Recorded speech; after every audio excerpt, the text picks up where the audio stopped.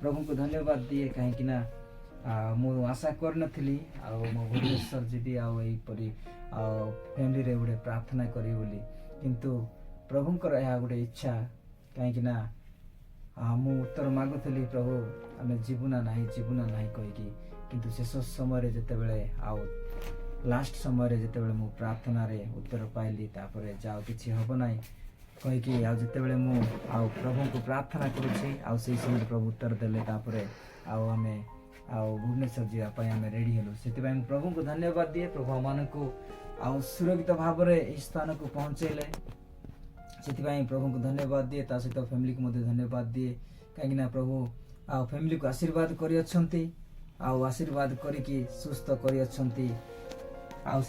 मु प्रभु को मध्य धन्यवाद दिए कहीं प्रार्थना रे प्रभु आम को साहाय्य कर सुरक्षित भाव रखी से आम को गौरव प्रशंसा कर साहाय्य कर तो ये वाक्य कहवा पूर्व सर्वप्रथम आम जीशु आरोग्य प्रार्थना टीम तरफ आपण पृष्ठ प्रेम नमस्कार जनाऊँ। तो वर्तमान आम पढ़लु दुईटी वाक्य जन लिखित सुसमाचार 14 पर्व 15-26 तापर एफिसियो 6 पर्व 1-4 भितर आम दुईटी वाक्य को आम देखा अल्प समय भितर आम सरेबा। तो एठारे आम देखुछु पवित्र आत्मा को दानर प्रतिज्ञा जीशु ख्रीस्ट जितेबाला जगत को आसिले से समय से केमिति लोक मान को पवित्र आत्मा देवाई से प्रतिज्ञा करथिले से विषय आम देखा कौ बड़े लोक मान को बा केहू लोक मान को पवित्र आत्मा जीशु ख्रीस्ट दे थांती से विषय आम एठारे देखा। एठारे 15 पदर आम देखा जदि तुम्भे माने मते प्रेम कर ताहाले मोहर आज्ञा सब पालन करिवो। जीशु ख्रीस्ट आमान को कहउछंती जे पवित्र आत्मा केहू मान को दिया जाए एठारे कहउछंती जदि तुम्भे माने मते प्रेम कर ताहाले मोहर आज्ञा सब पालन करिवो। एले ताहाकर आज्ञा कोन कोन अछि ताहा आमाने जानिबा दरकार जे प्रभुंकर आज्ञा गुड़िक कौन कौन रही अछि। जदि आमे से आज्ञा गुड़िक आमे जानी परिबा नाही प्रभुंकर आमे कथा सुनिबा नाही से आज्ञा गुड़िक आमे पालन करिबा नाही ताहेले आमे कोनोसी प्रकार पवित्र आत्मा ताहांक ठार आमे पाई परिबा नाही। प्रथम रे तो प्रभु कहिसंती नूतन नियम रे आपना प्रतिवासी को आत्मतुल्य प्रेम कर बोली कहिसंती। तो यह को जदि आमे जानिबा नाही खाली आमे क्रिश्चियन हेबा जीवा चर्च को किंतु आमे पड़ोसी को आमे केबे भी आमे पड़ोसी को प्रेम करू नथिबा केबे भी आमे पड़ोसी को आमे सहाय्य करू नथिबा आमे क्रिश्चियन हेकी किछि लाभ नाही। केवल मिथ्या ऊपर मिथ्या कहउथिबा ईर्ष्या करूथिबा जन को आमे ईर्ष्या करिक आमे बंचुथिबा आमे लोभी हेकी बंचुथिबा ताहेले कोनोसी सेठारे मूल्य नाही। सेति पई प्रभु कहंती जे जदि तुमे माने मते प्रेम करो ताहेले मोहर आज्ञा सब पालन करिवो। एठारे कहउछंती जदि आमे जीशुंकर आज्ञा मानुचु ताहेले आमे ताहाको प्रेम करूचु जदि आमे ताहाको आज्ञा पालन करू ताहेले आमे ताहाको मानु नाहु। सेति पई प्रभु कहउछंती जदि मते प्रेम करछो ताहेले मोर समस्त आज्ञा को तमे कोन करिवो ना पालन करिवो बोली एठारे प्रभु आमान को कहउछंती। 16 पद देखिबा मु पिता को अनुरोध करिवि प्रभु एठारे कहंती जे मु परमेश्वर को मो पिता को अनुरोध करिवि पुणी तुमानंको सांगरे चिरकाल रहिबा निमंते से तुमानंको आउ जने सहाय्यकारी की देबे। पवित्र आत्मा तो आगुरु आसी अछि जेतेबेले परमेश्वर से जल रे व्यक्त हेथिले परमेश्वर आत्मा आदि पुस्तक में देखिया पाऊ जे परमेश्वर आत्मा जल रे व्यक्त हेकी थिला ताहा ही तो पवित्र आत्मा। तो प्रभु जीशु मध्य एठारे कहंती सेही आत्मा को लोक माने केमिति पाइबे। पवित्र आत्मा एमिति ऑटोमेटिक लोक मान पाखक आसी न थाए जड़े मद पीवा लोक पाखक ଜଣେ ଗଞ୍ଜେଇ ଟାଣିବା ଲୋକକୁ, ବ୍ୟଭିଚାର କରିବା ଲୋକକୁ ଆଉ ଏହିପରି ଅଟୋମେଟିକ ତାହାଙ୍କୁ ପବିତ୍ର ଆତ୍ମା ଟଚ୍ କରିନଥାଏ। ଯିଏ ପ୍ରଭୁଙ୍କୁ ଧନ୍ୟବାଦ ଦେଇଥାଏ, ତାହାଙ୍କର ଆଜ୍ଞା ସବୁ ପାଳନ କରିଥାଏ, ତାହାଙ୍କୁ ପ୍ରଭୁ ଯୀଶୁଙ୍କୁ ଭୟ କରିଥାଏ, ଆଉ ସେହିପରି ଲୋକମାନଙ୍କୁ ପବିତ୍ର ଆତ୍ମା ଆସିଥାଏ। ନହେଲେ କେବେ ବି ଆସିବ ନାହିଁ। ଲୋକମାନେ କୁହନ୍ତି ଆଉ ସମସ୍ତଙ୍କ ଠାରେ ପବିତ୍ର ଆତ୍ମା ଅଛି ବୋଲି କୁହନ୍ତି, କିନ୍ତୁ ତାହା ନୁହେଁ। ପ୍ରଭୁ ଯେତେ ଜଣଙ୍କୁ ଆଶୀର୍ବାଦ କରିଅଛନ୍ତି, ଯେତେ ଜଣଙ୍କୁ ଆଉ ପ୍ରେମ କରନ୍ତି, ଆଉ ସେମାନଙ୍କୁ ହିଁ ପବିତ୍ର ଆତ୍ମା ଦେଇଥାନ୍ତି। ଆଉ ସେ କହୁଛନ୍ତି ଆଉ ମୁଁ ପିତାଙ୍କୁ ଅନୁରୋଧ କରିବି, ପୁଣି ତୁମମାନଙ୍କ ସାଙ୍ଗରେ ଚିରକାଳ ରହିବା ନିମନ୍ତେ ସେ ତୁମ୍ଭମାନଙ୍କୁ ଆଉ ଜଣେ ସାହାଯ୍ୟକାରୀଙ୍କୁ ଦେବେ ବୋଲି ଆଉ ପ୍ରତିଜ୍ଞା କରିଛନ୍ତି ଆମମାନଙ୍କୁ। ସେ କହିଛନ୍ତି ଯେ ସେହି ଆଉ ଜଣେ ସାହାଯ୍ୟକାରୀ କିଏ? ଏଇ ବାଟରେ ଚାଲିବା ପାଇଁ, ପାଠ ପଢିବା ପାଇଁ, ଏଇ ବାଇବଲ ପଢିବା ପାଇଁ, ଅନେକ ବିଭିନ୍ନ ପ୍ରକାର କାର୍ଯ୍ୟ କରିବା ପାଇଁ, ଡ୍ରାଇଭିଂ କରିବା ପାଇଁ, ଅନେକ ପ୍ରକାରର କାର୍ଯ୍ୟ ରହିଅଛି। ତ ଆଉ ସେଇ ପବିତ୍ର ଆତ୍ମା ଆସିବା ଦ୍ୱାରା ହିଁ ଆମେ ସେଇ ସବୁ କାର୍ଯ୍ୟ କରିଥାଉ। ଯଦି ପବିତ୍ର ଆତ୍ମା ଆସିନଥାଏ ଆମମାନଙ୍କ ପାଖକୁ, ତାହେଲେ ଜଣେ ପାଗଳ ହେଇକି ବୁଲିବ। ସେ କିଛି ଜାଣିପାରିବ ନାହିଁ ଯେ ମୁଁ କଣ କରୁଅଛି। ସେ କିଛି ପ୍ରଭୁଙ୍କ ବିଷୟରେ କେବେ ସ୍ୱୀକାର କରିବ ନାହିଁ। ଯଦି ଆଉ ପବିତ୍ର ଆତ୍ମା ନଥାଏ, ତାହେଲେ ଜଣେ କେବେ ବି ପ୍ରଭୁ ବୋଲି ସେ ସ୍ୱୀକାର କରିବ ନାହିଁ। ତ ପ୍ରଭୁ ଆମମାନଙ୍କୁ କହୁଛନ୍ତି ଯେ ମୁଁ ତୁମମାନଙ୍କୁ ଆଉ ପବିତ୍ର ଆତ୍ମା ଦେବା ପାଇଁ ସେ ଆମକୁ ପ୍ରତିଜ୍ଞା କରୁଛନ୍ତି। ଆଉ ସେ କହୁଛନ୍ତି 16 ପଦରେ, ଆଉ ମୁଁ ପିତାଙ୍କୁ ଅନୁରୋଧ କରିବି ବା ମୁଁ ପରମେଶ୍ୱରଙ୍କୁ ଅନୁରୋଧ କରି ମୁଁ ଆଉ ଜଣେ ଚିରକାଳ ତୁମମାନଙ୍କ ସହିତ ଆଉ ଯେଉଁ ଆତ୍ମା ରହିବେ, ଯେଉଁ ପବିତ୍ର ଆତ୍ମା ରହିବେ ବା ଯେଉଁ ସାହାଯ୍ୟକାରୀ ଆତ୍ମା ରହିବେ, ଆଉ ତାହାକୁ ମୁଁ ଅନୁରୋଧ କରିକି ଆଉ ତୁମମାନଙ୍କୁ ଆଉ ଦେବି ବୋଲି ଆଉ ଯୀଶୁ ଏଠାରେ କହୁଛନ୍ତି। ସେଥିପାଇଁ ଆମମାନେ ବିଶ୍ୱାସ କରିବା ଦରକାର ଏଠାରେ, କାହିଁକି ନା ପ୍ରଭୁ ଆମମାନଙ୍କୁ ଜାଣନ୍ତି ଯେ ମୋର ପୁତ୍ର, ମୋର ପୁତ୍ରୀ ଆଉ ମୋର ସନ୍ତାନ ସନ୍ତତି ବୋଲି ସେ ଜାଣନ୍ତି। ଆଉ ସେଥିପାଇଁ ଆମେ ସଦାସର୍ବଦା ତାହାଙ୍କ ସହିତ ଲାଗିକି ରହିଥିବା। ପ୍ରତ୍ୟେକ ସମୟରେ ଯଦି ଆମେ ପବିତ୍ର ଆତ୍ମାଙ୍କୁ ଆମେ ଡାକିବା, ପବିତ୍ର ଆତ୍ମା ତୁମେ ମୋ ପାଖକୁ ଆସ, ପବିତ୍ର ଆତ୍ମା ମୋତେ ସୁସ୍ଥ କର, ପବିତ୍ର ଆତ୍ମା ମୋତେ ସୁରକ୍ଷା ଦିଅ, ମୋତେ ବୁଦ୍ଧି ଜ୍ଞାନ ଦିଅ, ମୋତେ ପାଠ ପଢିବାରେ ସାହାଯ୍ୟ କର, ମୋତେ ଚାଲିବାରେ ସାହାଯ୍ୟ କର, ଡ୍ରାଇଭିଂ କରିବାରେ ସାହାଯ୍ୟ କର ବୋଲି ପବିତ୍ର ଆତ୍ମାକୁ ଯଦି ଡାକିବା, ନିଶ୍ଚିତ ଭାବରେ ସେ ଆସିବ। କାହିଁକି ନା ମୁଁ ମଧ୍ୟ ବିଶ୍ୱାସ କରେ ସେଠାରେ, କାହିଁକି ନା ମୁଁ ସବୁବେଳେ ମୋ ପବିତ୍ର ଆତ୍ମାକୁ ଡାକୁଥାଏ, ସେ କେବେ ବି ମୋ ପାଖକୁ ଆସୁନଥାଏ। ମୁଁ ଭାବୁଥିଲି ଯେ ମୁଁ କେବେ ବି ଆଉ ସୁସ୍ଥ ହେବି ନାହିଁ ବୋଲି ଭାବୁଥିଲି। ଯୋଉ ପର୍ଯ୍ୟନ୍ତ ପବିତ୍ର ଆତ୍ମା ଆସିବନି ପାଖକୁ, ଆମେ ସୁସ୍ଥତା ହେଇପାରିବାନି।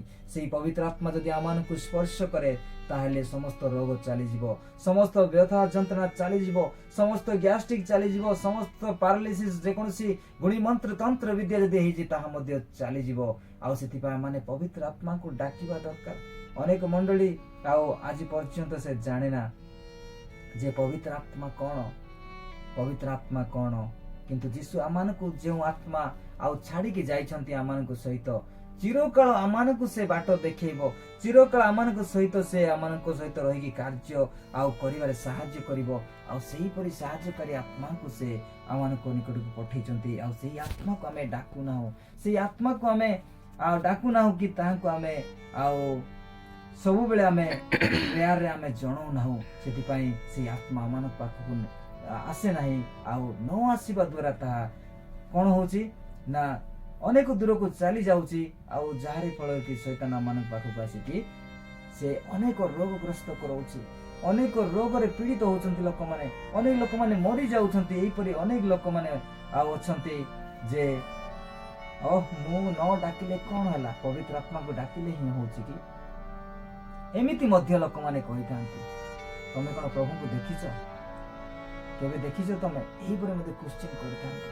ତ ଏହିପରି ଲୋକମାନେ ପ୍ରଭୁଙ୍କୁ ଦେଖିନାହାନ୍ତି କି ଜାଣିନାହାନ୍ତି କି ତାହାଙ୍କୁ ବିଶ୍ୱାସ କରନ୍ତି ନାହିଁ। ସେଥିପାଇଁ ପ୍ରଭୁ କହୁଛନ୍ତି ଆଉ ପ୍ରଭୁଙ୍କୁ ଜାଣିବା ନିମନ୍ତେ ଗୋଟେ ସାହାଯ୍ୟକାରୀ ଆତ୍ମା ଆଉ ଏହି ପୃଥିବୀରେ ରହିକି କାର୍ଯ୍ୟ କରିବା ନିମନ୍ତେ ଗୋଟେ ମୁଁ ସାହାଯ୍ୟକାରୀ ଆତ୍ମାଙ୍କୁ ଆଉ ମୁଁ ତୁମମାନଙ୍କୁ ଦେବି ବୋଲି ସେ ଆମମାନଙ୍କୁ କହୁଛନ୍ତି। ଚିରକାଳ ରହିବା ନିମନ୍ତେ ସେ ତୁମମାନଙ୍କୁ ଆଉ ଜଣେ ସାହାଯ୍ୟକାରୀଙ୍କୁ ଅର୍ଥାତ୍ ସେଇ ସତ୍ୟମୟ ଆତ୍ମାଙ୍କୁ ଦେବେ। ଆଉ परमेश्वर आमानकु आउ सेही सत्यमय आत्मा बा चिर काल रहिबा आत्मा आमानकु देबा पई प्रभु यीशु ख्रीष्ट अनुरोध करूछंती। सेतिपई आमाने सेही आत्मा को डाकिबा दरकार, सेही आत्मा द्वारा आमाने चलिबा दरकार, सेही आत्मा द्वारा आमे प्रार्थना करिबा दरकार। कहीं पवित्र आत्मा आसिले ही आमे सत्यर उपासना करिथाउ, सत्यर आमे ताहांकु गौरव प्रशंसा करिथाउ। जदि सेही आत्मा आसे नाही ताहेले लोक माने निदरे सोई पड़ंती, से माने वाक्य शुणिबा इच्छा कर नथांती, बाहर को जीवारे से माने अधिक व्यस्त होई थांती। आउ जो मानटारे पवित्र आत्मा थाए आउ सेही समय आउ सेही आत्मा प्रभु को गौरव प्रशंसा करिबारे आउ साहाय्य करिथाए। आउ सेतिपई यीशु कहंती अत सेही सत्यमय आत्मा को देबे जगत तांको ग्रहण करि पारे नाही। आउ सेही पवित्र आत्मा को जगत केबे भी ग्रहण करि पारिबो नाही, काहेकि ना से पवित्र आत्मा आउ जगतर नुहे। आउ एठारे यीशु कहंती सेही पवित्र आत्मा आउ एही जगतर नुहे। आउ सेतिपई आउ लोक माने कोन करिवे, कारण जगत ताहांकु देखे नाही किबा जाने नाही। ए जगतर लोक माने आउ सेही पवित्र आत्मा को केबे भी जानी पारिबे नाही। आउ अनेक आउ मो मंडल रे देखे, अनेक स्थान रे मु देखे, जदि जने परभाषा कहू अछि ताहाले ताकू भूत लागिला बोली कहउछंती। पवित्र आत्मा को निंदा करूछंती लोक माने। से माने जानी पारु नाहंती जे यह पवित्र आत्मा की शैतान आत्मा बोली से माने जानी पारु नाहंती। प्रभु को लज्जित करूछंती जेतेबेले जणे पवित्र आत्मा पाउची, परभाषा कहउची, आउ सेही समय रे आउ लोक माने भाबुछंती जे आउ ताहा शैतान र आत्मा लागि अछि बोली लोक माने कहंती। एहा कोन ठीक कि? पवित्र आत्मा को न जानिबा जोगु आज एही परी लोक माने कहउछंती। किंतु आउ लेखा अछि वाक्य रे जे पवित्र आत्मा को जे घृणा करे आउ ताहांको आउ केबे भी पाप क्षमा करा जीव नाही बोली कहउछि। प्रभु यीशु ख्रीष्ट को तमे गाली देई पारिबो, अभद्र भाषा रे गाली देई पारिबो, परमेश्वर तमे गाली देई पारिबो, किंतु पवित्र आत्मा को केबे भी तमे गाली देई पारिबोनी। जदि तमे गाली दउछ ताले तुमानंकु केबे भी आउ तुमरो सेही पाप बा तुमरो जहा पाप करेछ ताहाको क्षमा करि दिया जीव नाही बोली प्रभु कहउछंती। सेतिबा आमाने प्रार्थना करिबा, पवित्र आत्मा को डाकिबा जे आमानकु साहाय्य करे। आउ सेही जगत मध्ये ताहांकु जाने नाही, आउ सेही आत्मा को आमाने पाइबा पय आमे चेष्टा करिबा, ताहाले प्रभु आमानकु आशीर्वाद करिवे। आ तुमे माने ताहांकु जानो, कारण से तुमानको संगरे थांती, पुनि से तुम मानको अंतर रहिबे। से आउ कुआडे रहिबेनी, से आमानको अंतर रे बा हृदय रे से रहिकी, आम मन भितर रहिकी से कार्य करिवे। से आमानको कथा कहिबो, मु कोन करिबी कोन नाही सब विषय से कहबो। आ सेतिपई आमाने प्रार्थना द्वारा पवित्र आत्मा को डाकिबा दरकार, पवित्र आत्मा को सब बेले डाकिबा दरकार। पवित्र आत्मा तुमे आमानकु आ साहाय्य करो, आमानकु सुरक्षा दियो कहि कि आमे सब बेले पवित्र आत्मा को द्वारा आमे कार्य करिबा दरकार। आज यीशु को डाकिबा दरकार जे यीशु मते पवित्र आत्मा दियो, मते पवित्र आत्मा दियो कहि कि आमे प्रभु को डाकिबा दरकार। ताहेले जाय कि प्रभु आमानकु आशीर्वाद करिवे, नहले आमाने कोनोसी प्रकार पवित्र आत्मा पाई परिबा नै। आज पर्यंत आउ लोक माने मंडल रे पवित्र आत्मा पाउनांती कोन पाए? काहे कि ना लोक माने प्रभुकर वाक्य को पालन करू नांती, आउ यीशुकर आज्ञा को से माने मानु नांती, निज इच्छा अनुसार चालुछंती। एही परि चालिबा द्वारा पवित्र आत्मा आउ आसे नाही केबे भी। जदि भी जन पाखु आसु अछि ताहाको से माने अवॉइड करूछंती, या शैतान आत्मा बोली से माने न जानि कि डायरेक्ट कहउछंती। सेतिपई आमाने जानिबा दरकार पवित्र आत्मा आउ कोउटा आउ मंद आत्मा कोउटा आमे ऑटोमेटिक कर्म द्वारा आमे जानि पारिबा। जदि शैतान आत्मा जदि लागि अछि ताहाले अनेक प्रकार से भाषा कहइबो, अलगा अलगा से कहइबो, आउ न हेबा विषय से कहइबो। आउ सेतिपई आमे सेतिरु आमे जानि पारिबा जे एहा होछि शैतान आत्मा। किंतु पवित्र आत्मा जेतेबेले लागिबो से प्रभुଙ୍କର कथा कहइबो, प्रभुଙ୍କର वाक्य कहइबो, आउ सुस्थता विषय से कहइबो। सेतिपई आमे जानि पारिबा सेही समय। आउ सेतिपई कोन सेही समस्त विषय जणै पारिबो पवित्र आत्मा। सेतिपई आउ एही जगत ताहाको केबे भी ग्रहण करे पारे नाही बोली यीशु कहउछंती। तुम माने ताहाको जानो, कारण से तुमानको संगरे थांती, पुनि से तुमानको अंतर रहिबे। से आमानको अंतर रहिकी आउ कार्य करिवे। सेतिपई आमे पवित्र आत्मा को आमानको अंतर को आउ देबा को पड़िबो। जदि आमे अंतर देबा नाही ताहेले आउ पवित्र आत्मा केबे भी आसीबो नाही।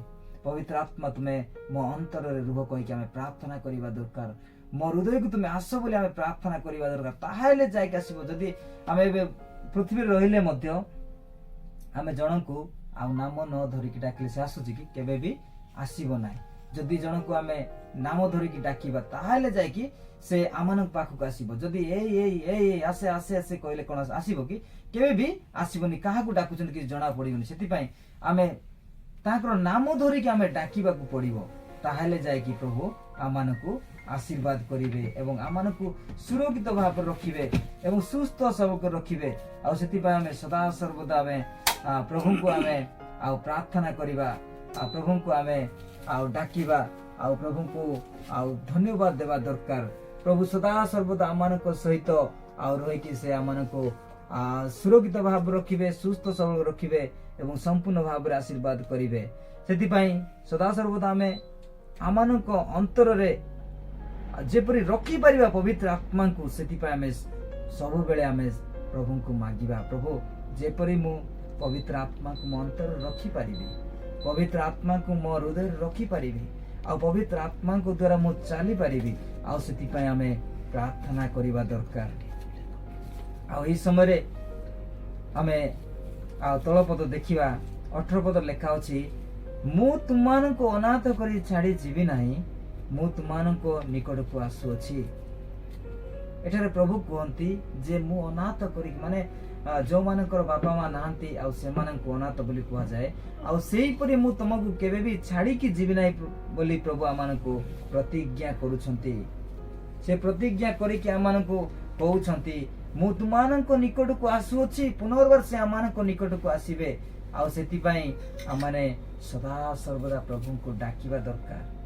प्रभु को भय करिबा दरकार सकाळ संध्या रे प्रति सेकेंड रे हमें प्रभु को हमें जदि डाकिबा प्रभु निश्चित भाव रे से आमानको पाखु को आसीबे एवं समस्त मंद शक्ति को मध्य से कोन करिवे ना दूर करिवे काहे कि ना मो भी जानि न थांती अनेक दुख कष्ट आ मो पाखु आसिला माने चुटीटारू आरंभ करी पाद पर्यंत अनेक दुख जंतना अनेक व्यथा जंतना मो पाखु आसिला आ सेही समय रे मु प्रति सेकेंड रे मु प्रभु को आ डाकुताए प्रभु मते सुस्थ कर प्रभु मते सुस्थ कर मो रोग को दूर कर दियो प्रभु मोर जहाँ भी समस्या रही प्रभु ताहा मते ताहा तुमे दूर कर दियो मु तुमको गौरव प्रशंसा करिवि मु तुमको धन्यवाद देबी कहि कि मु प्रति सेकेंड रे सेमिते होतली मु भाबिली मु पागल हेई गली ना कोन प्रभु प्रभु प्रभु हेई कि बदे मरिबी बदे मु भाबुतली मु भाबिली मु प्रभु को पई पागल हेई गली ना कोन मु कोन एमिति हेई गली प्रति सेकेंड रे जहाले कोन बथा हेले मते प्रभु यीशु मते सुस्थ कर दियो मोर व्यथा को जंतना को तुमे बंद कर दियो कहि कि खाली एमिति आका होउची तापर मु जानि पारुनी जे मो पाखरे रहि कि पवित्र आत्मा कार्य करूची पवित्र आत्मा आउ यीशु को डाकू अछि आ से विषय मु जानि पार नथिली किंतु से जेतेबेले आ पवित्र आत्मा दर्शन दउछंती आ सेही समय रे आ मु जानि पारुची जे एहा होची आ पवित्र आत्मा आ यीशुकर आत्मा आसिकी मो ऊपर कार्य करूची बोली मु जानि पारली आ से दिनटार मु प्रार्थना करी तो एबे कहि कि मु विश्वास करी कि आगु बढ़िली सेति पई प्रभु केबे हमनको केबे भी छाड़ीबे नाही सेति पई हमने आ व्यस्त हेबा नाही आम हृदय को उद्विग्न करबा नाही भयभीत हेबा नाही जेते बेले शैतान आत्मा आसीबो हमनको स्पर्श करिवो सेही समय रे हमने शक्तिर सहित छिड़ा हेबा पड़िबो शक्तिर सहित आमे युद्ध करबा पड़िबो युद्ध अर्थ आमे खंडा धरि के आमे लड़ाई करबा नाही कि पत्थर धरि के आमे मारी पारिबा नाही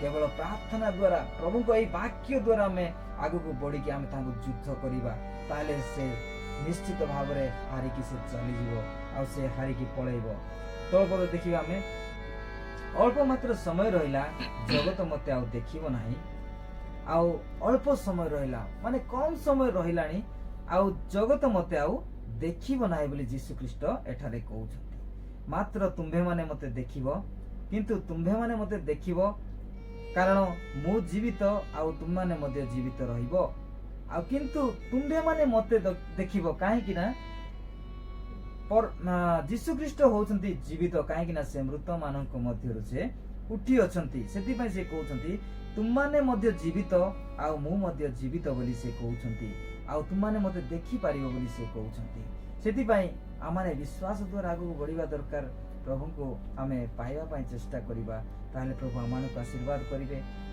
20 ପଦ ଦେଖିବା, ମୁଁ ଯେ ମୋହର ପିତାଙ୍କ ଠାରେ ପୁଣି ତୁମ୍ଭେମାନେ ଯେ ମୋ ଠାରେ ଓ ମୁଁ ତୁମମାନଙ୍କ ଠାରେ ଅଛି, ଏହା ସେଦିନ ତୁମେମାନେ ଜାଣିବ।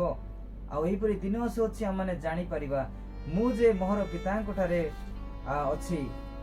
ଆଉ ଯୀଶୁ କହୁଛନ୍ତି ମୁଁ ଯେ ମୋ ପିତାଙ୍କ ଠାରେ ଅଛି, ପୁଣି ତୁମ୍ଭେମାନେ ଯେ ମୋ ଠାରେ ଅଛ। ଆଉ ଯୀଶୁ ଖ୍ରୀଷ୍ଟ ପିତାଙ୍କ ଠାରେ ଅଛନ୍ତି ବା ତାଙ୍କ ବାପାଙ୍କ ଠାରେ ଅଛନ୍ତି, ଆଉ ଆମ୍ଭେମାନେ ଯୀଶୁ ଖ୍ରୀଷ୍ଟଙ୍କ ଠାରେ ଅଛୁ। ଆଉ ଏହା ଆମମାନଙ୍କୁ ଯୀଶୁ ଖ୍ରୀଷ୍ଟ କୁହନ୍ତି ଓ ମୁଁ ତୁମ୍ଭମାନଙ୍କ ଠାରେ ଅଛି। ଆଉ ଯୀଶୁ ଖ୍ରୀଷ୍ଟ କୁହନ୍ତି ମୁଁ ତୁମମାନଙ୍କ ଠାରେ ଅଛି, ଏହା ତୁମେ ସେଦିନ ଜାଣିବ ବୋଲି କହୁଛନ୍ତି। ଦିନ ଆସିବ ଆଉ ସେଇ ଦିନ ଆମେ ଜାଣିପାରିବା ଯେ ଆମେ କାହାଠାରେ ଅଛୁ। ଯଦି ଆମେ ଭଲ କାର୍ଯ୍ୟ କରିଅଛୁ ତାହେଲେ ଆମେ ଯୀଶୁଙ୍କ ଠାରେ ରହିବା, ଯଦି ଶୈତାନର କାର୍ଯ୍ୟ କରିଅଛୁ ତାହେଲେ ଆମେ ଶୈତାନ ପାଖରେ ରହିବା। ସେଥିପାଇଁ ଆମେ ସତର୍କତାର ସହିତ ରହିବା ଦରକାର, ସତର୍କ ହେଇକି ପ୍ରଭୁଙ୍କୁ ଡାକିବା ଦରକାର, ଯେ ଜାଣିବା ଦରକାର ମୁଁ ଆକ୍ଚୁଆଲି କେଉଁଠାରେ ରହୁଅଛି, ମୁଁ ଈଶ୍ୱରଙ୍କ ଠାରେ ରହୁଅଛି, ଯୀଶୁଙ୍କ ଠାରେ ରହୁଅଛି ନା ଶୈତାନ ଠାରେ ରହୁଛି। ଯଦି ଆମେ ଅଲଗା ଅଲଗା କାର୍ଯ୍ୟ କରୁଅଛୁ, ଅଲଗା ଅଲଗା ବିଷୟରେ ଆମେ ଚିନ୍ତା କରୁଅଛୁ, ତାହେଲେ ଆମେ ଶୈତାନ ଠାରେ ଆମେ ରହୁଅଛୁ। ଯଦି ଯୀଶୁଙ୍କ ବିଷୟରେ ବାକ୍ୟ ବିଷୟରେ ଯଦି ଆମେ କଥାବାର୍ତ୍ତା ହେଉଛୁ ତାହେଲେ ଆମେ ପ୍ରଭୁଙ୍କ ଠାରେ ଅଛୁ। ସେଥିପାଇଁ ଆମେ ପ୍ରାର୍ଥନା ଦ୍ୱାରା ଆମେ କହିବା ଯେ ପ୍ରଭୁ ମୁଁ ତୁମଠାରେ ରହିବାକୁ ଚାହେଁ, ଆଉ ତୁମେ ମୋ ଠାରେ ରୁହ ବୋଲି ଆମେ ପ୍ରାର୍ଥନା କରିବା ଦରକାର, ତାହେଲେ ପ୍ରଭୁ ଆମମାନଙ୍କୁ ଆଶୀର୍ବାଦ କରିବେ। 21 ପଦ ଦେଖିବା, ଯେ ମୋହର ଆଜ୍ଞା ସବୁ ଗ୍ରହଣ କରି ପାଳନ କରେ। ଆଉ ଏଠାରେ ପୁନର୍ବାର କହୁଛନ୍ତି ଯୀଶୁ ଯେ ମୋହର ମାନେ ଯେକୌଣସି ବ୍ୟକ୍ତି ଆଉ ମୋହର ଆଜ୍ଞା ସବୁ ଗ୍ରହଣ କରି ପାଳନ କରେ, ମାନେ ଗ୍ରହଣ କରି ମୋ ହୃଦୟରେ ରଖିକି ଯଦି ସେ ପାଳନ କରିଥାଏ, ଯୀଶୁ ଯାହା କହୁଛନ୍ତି ଆଉ ସେଇ ଅନୁସାରେ ଆମେ ଚାଲିବା, ଗିର୍ଜା ଯିବା, ପ୍ରାର୍ଥନା କରିବା, ଆଉ ସବୁ ସମୟରେ ଯଦି ଆମେ ଡାକିବା, ଆଉ ଉପାସନା ଯିବା, ଚର୍ଚ୍ଚକୁ ଯିବା, ଆଉ ସଭା ସମିତି ଯିବା, ସବୁଥିରେ ଯଦି ଆମେ ଆଉ ତାହାଙ୍କୁ ଯଦି ଗୌରବ ପ୍ରଶଂସା କରିବା, ତାଙ୍କର ଆଜ୍ଞା ସବୁ ପାଳନ କରୁଛୁ, ତାହେଲେ ପ୍ରଭୁ ଆମମାନଙ୍କ ସହିତ ଅଛନ୍ତି। ଯଦି ଆମେ ଏତିକି କରିବା ସହିତ ଯଦି ଆମେ ଅଲଗା ବିଷୟ ବି କରୁଅଛୁ, ଭୁଲ ବିଷୟ ବି ଯଦି କରୁଅଛୁ, ତାହେଲେ ଆମେ ପ୍ରଭୁଙ୍କ ପାଖକୁ କେବେ ବି ଯାଇପାରିବା ନାହିଁ। ସେଥିପାଇଁ ପ୍ରଭୁ କୁହନ୍ତି ଯେ ଗ୍ରହଣ କରି ପାଳନ କରେ ଆଉ ସେହି ତ ମତେ ପ୍ରେମ କରେ। ଆଉ ଯଦି ସବୁ ବିଷୟ ଗ୍ରହଣ କରି ପାଳନ କରିଥାଏ ଆଉ ସେଇ ବିଷୟକୁ ଆଉ ସେଇ ତ ମତେ ପ୍ରେମ କରେ ବୋଲି ପ୍ରଭୁ କହୁଛନ୍ତି। ସେଇ ମତେ ପ୍ରେମ କରେ, ଆଉ ଯେ ମତେ ପ୍ରେମ କରେ ମୋର ପିତାଙ୍କୁ ପ୍ରେମ କରିବେ। ଆଉ ଯଦି ମତେ ଯୀଶୁ କହୁଛନ୍ତି ଯଦି ମତେ ପ୍ରେମ କରୁଅଛି ଜଣେ, ଆଉ ଯେ କେହି ମତେ ପ୍ରେମ କରୁଛି, ତାହେଲେ ମୋର ପିତାଙ୍କୁ ମଧ୍ୟ ସେ ପ୍ରେମ କରିବେ ବୋଲି ଆଉ ଯୀଶୁ ଏଠାରେ କହୁଛନ୍ତି। ପୁଣି ମୁଁ ତାହାଙ୍କୁ ପ୍ରେମ କରିବି ଓ ତାହାଙ୍କ ନିକଟରେ ଆପଣଙ୍କୁ ପ୍ରକାଶ କରିବି ବୋଲି କହୁଛନ୍ତି ଯୀଶୁ ଖ୍ରୀଷ୍ଟ। ଆଉ ମୁଁ ତାହାଙ୍କର ନାମକୁ ପ୍ରକାଶ କରିବି, ମୁଁ ତାହାଙ୍କୁ ଆଉ ତାହାଙ୍କ ନିକଟରେ ପ୍ରକାଶ କରିବି ବୋଲି ଯୀଶୁ ଖ୍ରୀଷ୍ଟ ଆଉ ଏଠାରେ କହୁଛନ୍ତି। 22 ପଦ ଦେଖିବା, ଯିହୁଦା ତାହାଙ୍କୁ କହିଲେ, ହେ ପ୍ରଭୁ କଣ ହେଲା ଯେ ଆପଣ ଜଗତ ନିକଟରେ ଆପଣଙ୍କୁ ପ୍ରକାଶନ ନ କରି ଆମମାନଙ୍କ ନିକଟରେ ପ୍ରକାଶ କରିବାକୁ ଚାହୁଁଛନ୍ତି। ଏଠାରେ ଇସ୍କାରିୟତ ଯିହୁଦା କହୁଛନ୍ତି ଆଉ ଯେ ତୁମେ ଆମମାନଙ୍କ ନିକଟରେ କାହିଁକି ଏଇ ସବୁ ତୁମେ ପ୍ରକାଶ କରୁଛ ବା କହୁଅଛ ବୋଲି ସେ କହୁଛନ୍ତି ଯେ ଆପଣ ଜଗତ ନିକଟରେ ଆପଣଙ୍କୁ ପ୍ରକାଶ ନ କରି, ମାନେ ଜଗତକୁ ତୁମେ ନ କହିକି, ଜଗତ ନିକଟରେ ତୁମେ ପ୍ରକାଶ ନ କରିକି ଆମମାନଙ୍କ ନିକଟରେ ପ୍ରକାଶ କରିବାକୁ ଯାଉଅଛନ୍ତି। ମାନେ କ୍ୱେଶ୍ଚିନ୍ କରୁଛନ୍ତି ଇସ୍କାରିୟତ ଯିହୁଦା, ଯିଏକି ଆଉ ଯୀଶୁ ଖ୍ରୀଷ୍ଟଙ୍କୁ ଆଉ ବିକି ଦେଇଥିଲା। ଆଉ ସେ କ୍ୱେଶ୍ଚିନ୍ କରୁଛନ୍ତି ଯେ ଜଗତ ନିକଟରେ ତୁମେ ପ୍ରକାଶ ନ କରିକି ଆମମାନଙ୍କ ନିକଟରେ କାହିଁକି ତୁମେ ପ୍ରକାଶ କରୁଛ ବୋଲି ତାହାଙ୍କୁ କ୍ୱେଶ୍ଚିନ୍ କରୁଛନ୍ତି। ତଳକୁ ଦେଖିବା, ଯୀଶୁ ତାହାଙ୍କୁ ଉତ୍ତର ଦେଲେ, ଯଦି କେହି ମତେ ପ୍ରେମ କରେ, ଆଉ ଯୀଶୁ କହୁଛନ୍ତି ଯଦି ମତେ ଯେ କେହି ମତେ ପ୍ରେମ କରେ,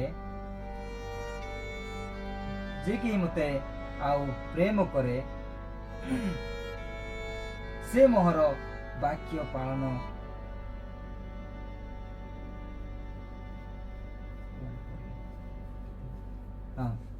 ଯୀଶୁ ତାହାଙ୍କୁ ଉତ୍ତର ଦେଲେ, ଯଦି କେହି ମତେ ପ୍ରେମ କରେ, ଯଦି ଯୀଶୁଙ୍କୁ ଯଦି ଯେକୌଣସି ବ୍ୟକ୍ତି ପ୍ରେମ କରେ, ତାହେଲେ ସେ ମୋହର ବାକ୍ୟ ପାଳନ କରିବ। ଆମେ ଯଦି ଜଣଙ୍କୁ ପ୍ରେମ କରୁଅଛୁ ତାହେଲେ ତାଙ୍କ ସବୁ କଥାକୁ ଆମେ ମାନୁଅଛୁ। ଯଦି ଆମେ ତାଙ୍କୁ ପ୍ରେମ କରୁନା ତାହେଲେ ତାଙ୍କ କଥାକୁ ଆମେ केबे भी मानि न थाओ सेही विषय प्रभु यीशु ख्रीष्ट कहउछन ताहाले से मोहर वाक्य पालन करिवो पुणी मोहर पिता ताहाकू प्रेम करिवे आउ आमाने ताहा निकटकू आसी ताहा सहित बास करिबा।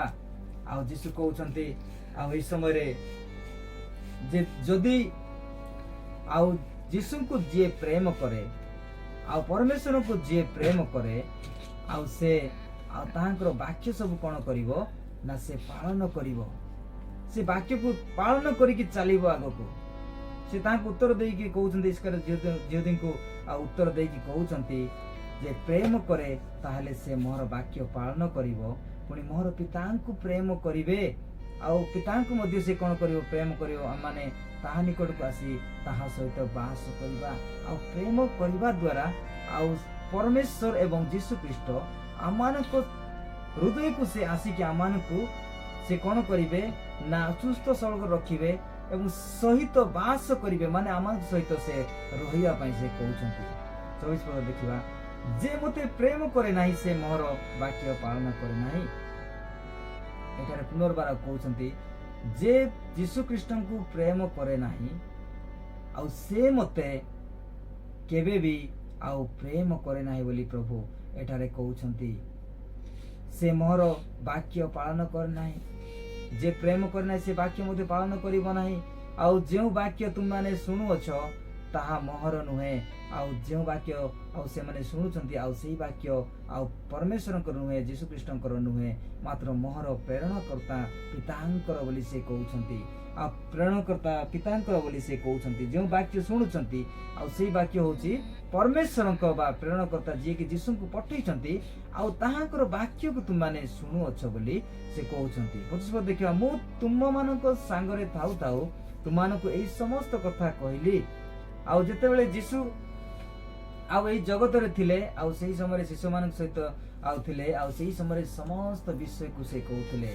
आउ यीशु लोक मानक कहउथिले आउ समस्त विषय को लोक मानक आगे से प्रकाश करी कहउथिले। आउ 24 पद लेखा होची किंतु सेही सहायकारी अर्थात जो पवित्र आत्मा को पिता मो नाम रे प्रेरण करिवे से तुम्भ मानको समस्त विषय शिक्षा देवे आउ मु तुमानको जहा जहा कहि अछि सेही सब तुमानको स्मरण कराइबे। आउ एई समय हमें देखो छु किंतु सेही सहायकारी अर्थात जो पवित्र आत्मा को पिता मो नाम रे प्रेरण करिवे माने यीशु ख्रीष्टनको नाम रे ही ताहा पवित्र आत्मा बा सहायकारी आत्मा आसीबो आउ सेही सहायकारी आत्मा आमानको कोन करिवो ना तुमानको समस्त विषय रे शिक्षा देबो आमे जेउ विषय रे जानि नाहु बुझी नाहु एटा ठीक कि भूल ताहा आमे जानू नाहु ताहाले सेही समय से पवित्र आत्मा आमाको कोन करिवो कड़ै नबो एवं आमानको जणैबो जे नाइ या ठीक या भूल बोली से आमानको जणैबो आ मु तुमानको जहा जहा कहि अछि प्रभु यीशु ख्रीष्ट एई पृथ्वी रे रहि कि आउ जहा जहा से आमानको कहि छन्ती आउ जहा जहा आमानको सिखि छन्ती आउ सेही सब को तुमानको स्मरण कराइबे आउ सेही सहायकारी आत्मा कोन करिवो ना सेही सब आमानको सब किछि से आमानको जणैबो बा सिखैबो सेति पई आमाने पवित्र आत्मा को डाकिबा दरकार बिना पवित्र आत्मा रे आमाने केबे भी सुस्थता ही परिबानी काहे कि ना आउ यीशु ख्रीष्ट आमानको कहि कि जाई छन्ती जे मु पितांको अनुरोध करिबी आउ सेही सहायकारी आत्मा को देबा पई आउ जो आत्मा देबे आउ सेही आत्मा आउ यीशु ख्रीष्टंको नाम रे आसीबो आउ यीशु ख्रीष्टंको आत्मा रे आसी कि से आमानको सुस्थ करिवो आउ सेति पई आमाने जानिबा दरकार जे आ पवित्र आत्मा आमानको पाखको आसी कि आउ जेपरि रहिबो आउ सेति पई आमाने जागा भी देबा दरकार जदि आमे जागा देबा नै ताहेले आमाने पवित्र आत्मा को पाई परिबा नाही कि पवित्र आत्मा आमानक पाखको आसीबो नाही कि आमानक पाखरे आ रहिबो नाही सेति पई आमे सदा सर्वदा पवित्र आत्मा को डाकिबा दरकार पवित्र आत्मा मो निकटको आस मो सहित तुमे रुह आ मोर सहायक हो बोली आमे सब बेले डाकिबा दरकार ताहाले जाई पवित्र आत्मा आसीबो नहले केबे भी आसीबो नाही। आमे 6 पद 6 एपिसियो काढिबा वर्तमान 6 रो एक पद टिके पढिया हे पिला माने प्रभुଙ୍କ सकाशे आपण आपण पितामातांकर आज्ञा बह हुआ। एठारे देखुछु आमे प्रभुंकर ଆଉ ଆଜ୍ଞା ବିଷୟରେ ଆମେ ପାଳନ କଲୁ। ଆମେ ତାହାଙ୍କ ବିଷୟରେ ଆମେ ଶୁଣିଲୁ ଆଉ ତାହାଙ୍କର ପବିତ୍ର ଆତ୍ମାଙ୍କର ପ୍ରତିଜ୍ଞା ପ୍ରଭୁ କେମିତି ଦେବେ ଆଉ ସେଇ ବିଷୟରେ ଆମେ ଜାଣିଲୁ। କିନ୍ତୁ ବର୍ତ୍ତମାନ ଆଉ ଗୋଟେ ଆମେ ଦେଖିଲୁ ରେଫରେନ୍ସ ପିତାମାତା ଏବଂ ସନ୍ତାନ ଭିତରେ ଆଉ କ'ଣ ସମ୍ପର୍କ ରହୁଅଛି ଆଉ କ'ଣ କେମିତି ରହିବା ଦରକାର ସେଇ ବିଷୟରେ ପ୍ରଭୁ ଆମମାନଙ୍କୁ ଏଇ ବାକ୍ୟ ଦେଇଛନ୍ତି, ଯେଠାରେ ହେ ପିଲାମାନେ ପ୍ରଭୁଙ୍କ ସକାଶେ ଆପଣା ଆପଣା ପିତାମାତାଙ୍କର ଆଜ୍ଞାବହ ହୁଅ। ମାନେ ପ୍ରଭୁଙ୍କୁ ଯଦି ଆମେ ପ୍ରେମ କରୁଛୁ, ପ୍ରଭୁଙ୍କୁ ଯଦି ଆମେ ପ୍ରଭୁଙ୍କର ଆଜ୍ଞା ଯଦି ପାଳନ କରୁଅଛୁ, ତାହେଲେ ଆମେ କେମିତି ହେବା ଦରକାର ନା ଏଠାରେ ପରମେଶ୍ୱର କୁହନ୍ତି ଆଉ ପ୍ରଭୁଙ୍କର ବାକ୍ୟ କୁହେ ଯେ ହେ ପିଲାମାନେ ପ୍ରଭୁଙ୍କ ସକାଶେ ଆପଣା ଆପଣା ପିତାମାତାଙ୍କର ଆଜ୍ଞାବହ ହୁଅ। ମାନେ ବାପା ମାଙ୍କର କଥା ମଧ୍ୟ ପିଲାମାନେ ମାନିବା ଦରକାର, ଆଜ୍ଞାବହ ହେବା ଦରକାର। ପିଲାମାନେ ପିତାମାତାଙ୍କର ଆଜ୍ଞା ସବୁ ମାନିବା ଦରକାର, ସେମାନଙ୍କର ଆଜ୍ଞା ସବୁ ପାଳନ କରିବା ଦରକାର। ବାପା ମା ଯାହା କହୁଛନ୍ତି ଆଉ ସେଇ ବିଷୟ ମଧ୍ୟ ଆଉ ପିଲାମାନେ ମାନିବା ଦରକାର। କାହିଁକି ନା ବାପା ମା କେବେ ବି ଭୁଲ ବିଷୟ ସେମାନେ କହିବେ ନାହିଁ, ସବୁବେଳେ ଠିକ ବିଷୟ ସେମାନେ କହିଥାନ୍ତି। ଆଉ ସେଥିପାଇଁ ଆଉ ଏଠାରେ ଆଉ ଆମେ ଦେଖିପାରୁଛୁ ଏଇ ବାକ୍ୟରେ ଆଉ ପିଲାମାନଙ୍କୁ କୁହାଯାଉଅଛି ଯେ ପିତାମାତାଙ୍କର ଆଜ୍ଞାବହ ହୁଅ ବୋଲି ଲେଖା ଅଛି। ତଳକୁ ପଢିବା ଟିକେ। କାରଣ ତାହା ଯଥାର୍ଥ, ଆପଣା ପିତାମାତାଙ୍କୁ ସମାଦର କର, ଏହା ପ୍ରତିଜ୍ଞା ଯୁକ୍ତ ଗୋଟିଏ ପ୍ରଧାନ ଆଜ୍ଞା। ଆଉ ଏଠାରେ ପୁନରାୟ କୁହାଯାଉଛି ଯେ କାରଣ ତାହା ଯଥାର୍ଥ, ମାନେ ଏହା ହଉଛି ସଠିକ ବା ଠିକ ବୋଲି କହୁଛନ୍ତି। ଆପଣା ପିତାମାତାଙ୍କୁ ସମାଦର କର, ମାନେ ସମ୍ମାନ କର ଯାହା କହୁଛନ୍ତି। ଆଉ ସେମାନଙ୍କ କଥାକୁ ଆମେ ମାନିକି ଚାଲିବା ଦରକାର, ସେମାନଙ୍କ କଥାବାର୍ତ୍ତା ଆମେ ସବୁବେଳେ ମାନେ ଶୁଣିବା ଦରକାର। ତାହେଲେ ଯାଇକି ପ୍ରଭୁ ଆମମାନଙ୍କୁ ଆଶୀର୍ବାଦ କରିବେ। ତାପରେ ବ୍ରାକେଟ ଲେଖା ଅଛି ଏହା ପ୍ରତିଜ୍ଞା ଯୁକ୍ତ ଗୋଟିଏ ପ୍ରଧାନ ଆଜ୍ଞା ବୋଲି ଲେଖା ଅଛି। ଏହା ହଉଛି ଗୋଟିଏ ଆଜ୍ଞା ଆଉ ଏହି ଆଜ୍ଞାକୁ ପିଲାମାନେ ପାଳନ କରିବା ଦରକାର ଆଉ ବାପା ମାଙ୍କୁ ମାନିବା ଦରକାର। ଆଉ ତାଙ୍କ ବାପା ମାଙ୍କ କଥା ଅନୁସାରେ ପିଲାମାନେ ଚାଲିଲେ ଆଉ ପ୍ରଭୁଙ୍କର ଆଶୀର୍ବାଦ ପ୍ରାପ୍ତ ହେବେ। ସେଥିପାଇଁ ବାକ୍ୟ ଆଉ ପରମେଶ୍ୱର ଆମମାନଙ୍କୁ ଦେଇ ଅଛନ୍ତି। 3 ପଦ ଟିକେ ପଢିବା। ଯେପରି ତୁମର ମଙ୍ଗଳ ହେବ ଆଉ ତୁମ୍ଭେ ପୃଥିବୀରେ ଦୀର୍ଘାୟୁ ହେବ।